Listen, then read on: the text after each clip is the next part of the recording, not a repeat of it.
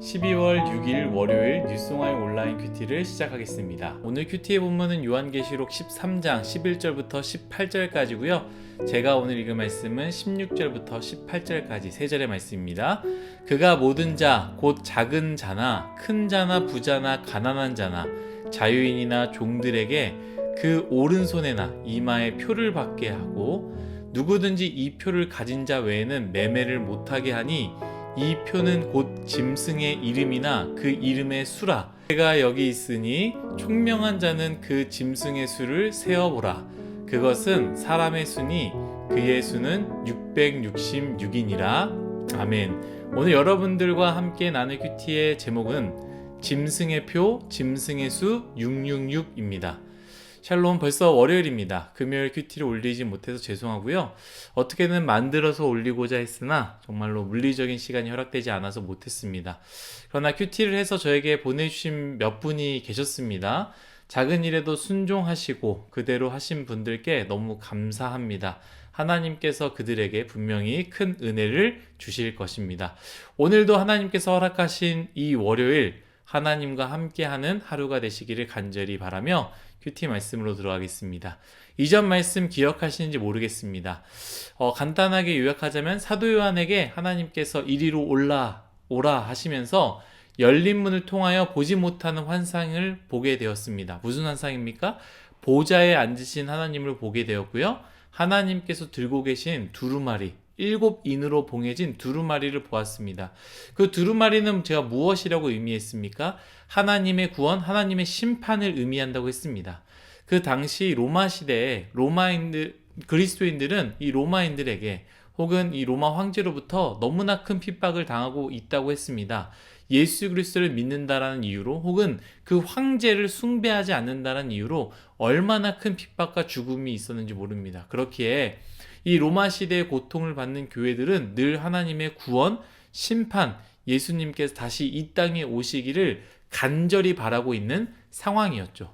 이 상황에서 사도 요한은 그 환상을 보게 된 것입니다. 보좌에 앉으신 하나님과 봉해진 두루마리, 이 환상을 봤다라는 것이죠. 그렇기에 얼른 이 두루마리가 펼쳐져서 그 구원과 심판이 하루빨리 이루어지길 간절히 바랬지만 그 누구도 그 두루마리를 필 수 없다라는 사실에 절망하여 눈물을 흘렸습니다. 그러나 한 장로가 이야기하죠. 어떻게 이야기합니까? 두루마리를 펼 자가 있다. 그분은 바로 죽임당하신 어린 양이다. 그때 예수 그리스도께서 그 두루마리를 붙잡고 모든 존재들이 그 죽임당하신 어린 양 예수 그리스도를 찬양하였습니다. 또 요한은 환상을 보았는데요. 첫 번째는 7인을 떼는 것과 뗄 때에 일어나는 심판을 보았고요. 두 번째는 7나팔이 불릴 때마다 일어나는 심판을 보았습니다. 그 7나팔의 심판은 끝이 났습니다. 각각 의미가 있죠. 첫 번째 7인의 심판은요. 너희는 패배한 것 같으나 승리하였다. 승리를 확신하라 였다면 두 번째 7나팔은요. 그렇기 때문에 너희 교회는 끝까지 복음 전파하는 사명을 포기하지 말고 나아가라라는 메시지입니다. 거의 끝나는 것처럼 느껴지지 않습니까? 승리하였다, 승리를 확신하라, 그러니까 너희는 복음을 전파하라, 이렇게 끝나는 것처럼 보여지는데 메시지는 거기서 끝나지 않고요. 바로 어제 말씀과 오늘 말씀 12장 13장을 통해서 여전히 무서운 사단과 그의 종들의 도전들이 끝까지 찾아올 것이다 라는 것을 명심하고 이젠 다 끝났으니 긴장을 푸는 것이 아니라 끝까지 긴장을 하며 전쟁해야 한다라는 메시지를 교회인 그리스도인들에게 주신다라는 것이죠. 그래서 12장, 13장에 무엇이 나옵니까? 용이 나오고요. 두 짐승이 나오지 않습니까? 그 용과 두 짐승은 무엇입니까? 악한 세력이고 교회를 무너뜨리고 믿음을 지키지 못하게 하며 배교시키기 위해 두려움과 공포와 고통과 고난을 주는 사단과 그 사단의 무리들이다 라는 것이죠. 그래서 우리가 요한계시록을 읽을 때 저 용이 무엇이지? 두 짐승이 무엇이지? 라고 생각할 때에 무엇이겠습니까? 본질적으로 사탄을 이야기하는 것이죠. 그리고 이 사탄이 모든 싸움을 하는 것이 아니라 사탄이 부리는 종들이 있죠. 세상을 통해서 혹은 육체의 연약함을 통해서 공격을 한다라는 것이죠. 그렇기 때문에 이 용이 무엇입니까? 두 짐승이 무엇입니까? 사탄과 그 사탄의 무리들, 사탄의 그 종들이다라는 것이죠. 세상을 통해 공격을 한다면 시대마다 다 다를 것입니다. 로마 시대에는 그때에 어떻게 해석을 했느냐? 네로 황제라고 의미했습니다.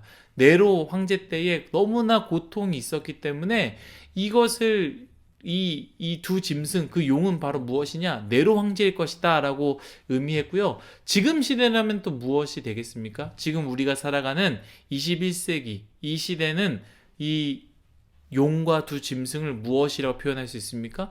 물질 만능주의나 쾌락주의가 되겠죠. 그렇기 때문에 우리는 이 말씀을 읽으면서 사단의 공격을 늘 생각하며 긴장하며 영적 전쟁을 대비한다는 것을 기억해야 됩니다. 오늘 우리가 읽은 부분이 13장 후반부인데요. 전반부는 바다에서 올라온 짐승을 이야기하고요. 후반부는 땅에서 올라온 짐승이라고 말하지 않습니까?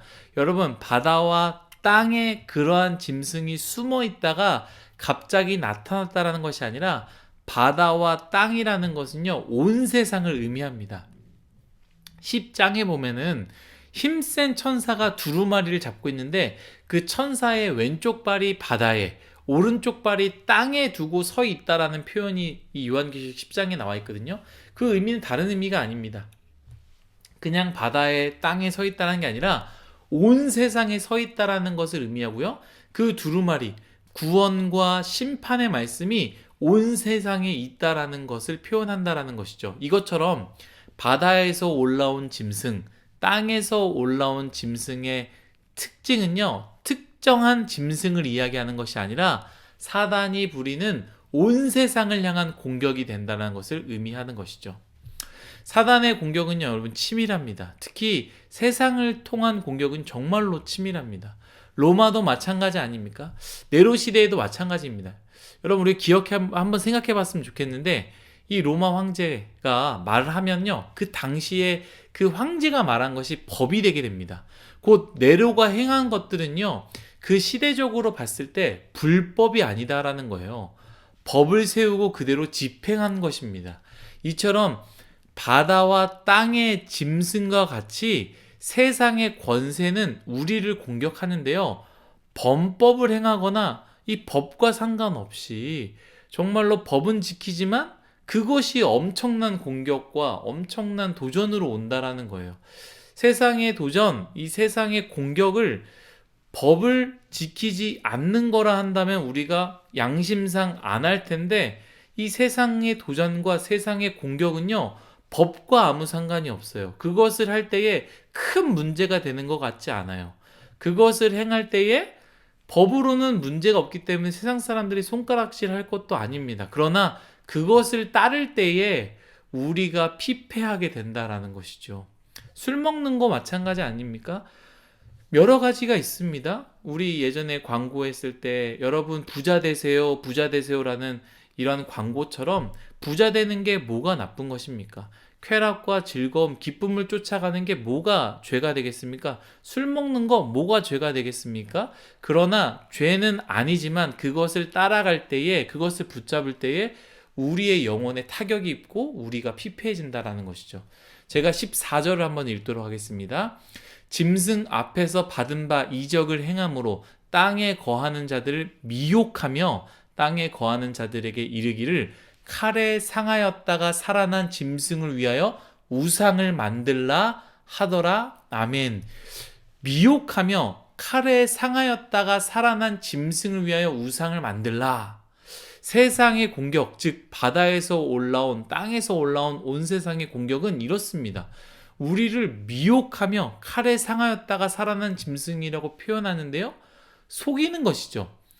여러분, 죽었다가 살아나는 것은 하나님께서 이 부활의 은혜를 주시지 않는 이상 가능하지 않습니다. 절대로 세상의 어떠한 신들은 죽었다가 다시 살아날 수 없습니다. 하나님만이 가능하시다는 거죠. 살아난 적이 없죠. 살 수 없죠. 이 말씀은요, 뒤에 666과 연결된 부분으로 우리가 설명할 수 있는데요. 왜 666이냐? 먼저 우리는 14만 4천 명을 기억해야 됩니다. 14만 4천 명 제가 설명을 오래 하지 않았습니까? 인침받은 자, 정확한 인원수가 아니라 많은 인원, 하나님께 붙잡은 은혜를 받은 끝까지 승리할 무릎 꿇지 않은 믿는 자, 그만큼 많다라는 것 같이 이 666은요. 하나님께 인침받은 사람들의 14만 4천 명과 같이 이 장면을 따라하고 모방하는 것이죠. 우리는 이것이 무엇인지 풀려고 그 뜻을 찾으려고 하는데요. 요한계시록을 꾸준하게 읽은 사람들은 맥락을 보면 충분히 이해할 수 있습니다. 큰 문제가 없죠. 그런데 무엇이 문제가 있습니까? 그냥 이 요한계시록 전체를 읽지 않고 666을 찾아서만 읽어보니까 그 뜻이 무엇인지 해석하려고 하다 보니 어리석은 결과가 나온다라는 것이죠. 666은요. 666의 6은 사람의 수를 의미합니다. 언제나 완전한 수, 7에 미치지 못하는 수라는 것이죠. 이 6과 7 차이가 없어 보입니다. 일반적인 사람들은 헷갈리게 됩니다. 6개인지 7개인지 6인지 7인지 잘 모른다라는 것이죠. 이것이 사단인지 하나님인지, 사단의 영광인지 하나님의 영광인지, 사단이 준 꿈인지 하나님께서 주신 꿈인지 헷갈린다라는 거예요. 우리가 그것을 구별하기 어려운 것도 있지만 사단의 능력이 바로 그런 능력이라는 거예요. 요한복음 8장 44절입니다. 그가 처음부터 살인한 자요, 진리가 그 속에 없으므로 진리에 서지 못하고 거짓을 할 때마다 제 것으로 말하리니 그가 거짓말쟁이요 거짓의 아비가 되었음이라. 아멘. 사단에 대해서 얘기하는 겁니다. 거짓말쟁이요 거짓의 아비요, 우리를 미혹한다라는 거예요. 아무리 사단은 힘을 다해서 자신이 하나님처럼 되려고 해도 7이 될 수 없고 6밖에 안 되는 거예요. 완전하게 모아보려고 해도 6을 완전하게 모아보려고 해도 666 그 이상이 될 수 없다라는 거죠. 그 사단이 어떻게 유혹하며 거짓말하며 미혹합니까? 우리를 미혹하며 칼에서 상하였다가 다시 살아난, 스스로 부활했다 다시 살아났다라고 거짓말하며 이 살아난 짐승을 위해서 우상을 만들려고 우리를 미혹한다라는 것이죠. 우리는 이 말씀을 기억해야 됩니다. 사단의 거짓과 미혹, 곧 바다에서 나온 짐승 그리고 땅에서 나온 짐승, 온 세상은 하나님을 대적한 사단이 바로 우리를 유혹합니다. 그 유혹을 통해서 우리가 하나님이 아닌 것을 하나님인 양 섬기게 된다는 것이죠. 돈을 섬기고 쾌락을 섬깁니다. 권력을 섬기고 힘을 섬깁니다. 사랑을 섬기고 사람을 섬깁니다. 그것들은 하나님이 아닌데 사단은 세상을 통하여서 우리를 미혹한다라는 거예요. 그것이 하나님이다. 그것이 우리에게 절대적인 힘을 줄 것이다. 그것이 우리를 기쁘게, 그것이 우리를 즐겁게 쾌락으로 인도할 것이다 라고 우리를 미혹한다라는 거예요. 오늘 우리에게 주신 말씀, 이 요한계시록을 통해서 주시는 말씀, 우리는 세상의 하나님과 같이 모방하는, 따라하는, 거짓으로 속이는, 미혹하는 사단과 싸워내야 합니다. 우리가 깨어서 똑바로 보지 않으면 우리는 금방 7과 비슷해 보이는 6을 하나님인 줄 알고 따라가고 그것을 섬길 것입니다. 여러분, 싸우십시다. 정신을 차리시고 오늘 하루, 오늘 말씀을 기억하면서 나에게 미혹하는 것이 무엇인지, 하나님처럼 보이는, 삼위일체 하나님처럼 보이는 이 하나님이 아닌 6의 세계, 666, 이것이 무엇인지, 무엇을 말하고 있는 것인지, 내 주변에 하나님이 아닌 것들이 무엇인지, 하나님처럼 보이지만 하나님이 아닌 것이 무엇인지 구별하고 구분하고 그것을 깨뜨려 버리는, 멀리하는 그런 뉴스옹아이 모두가 되기를 간절히 바라겠습니다. 기도하겠습니다. 하나님, 사단이 미혹하는 것, 세상을 통해서 미혹하는 것, 그것들 우리가 구분하고 구별해낼 수 있도록 은혜 내려 주옵소서. 우리가 볼 때에 정말로 하나님처럼 보이는 것들이 많이 있습니다. 안정감을 주고 힘을 주고 우리에게 은혜를 주는 것처럼 보이는, 우리의 꿈을 실현해 줄 것처럼 보이는 그러한 것들로 우리를 유혹하고 넘어뜨리려 합니다. 하나님, 그것은 절대로 하나님이 아니다라는 것을 기억하며 말씀을 붙잡고 오직 유일하신 하나님만 붙잡는 우리 뉴스송아이 될 수 있도록 은혜 내려 주옵소서. 오늘도 그렇게 살아가기 원합니다. 예수님의 이름으로 기도드렸습니다. 아멘.